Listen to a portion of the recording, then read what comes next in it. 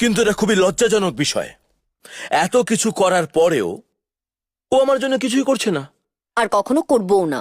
এটা যদি তুমি খুব তাড়াতাড়ি বুঝে যাও তোমারই মঙ্গল। মায়েরা, মার্কে ধন্যবাদ জানাও, কারণ ও তোমাকে এখনো পছন্দ করে।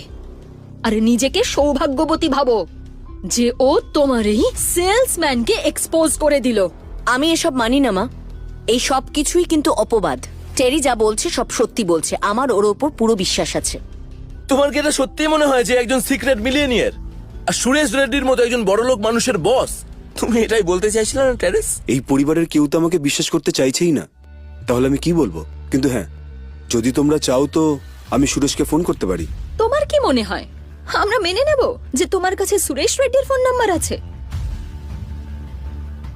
সুরেশ, তুমি যেখানেই আছো, যা কিছু করছো, সেই সব কাজ ছেড়ে দিয়ে এক্ষুনি ফার্নান্ডিসের বাড়িতে এসো। হ্যাঁ স্যার, আমি ওখানেই আসছিলাম স্যার, এক্ষুনি আসছি।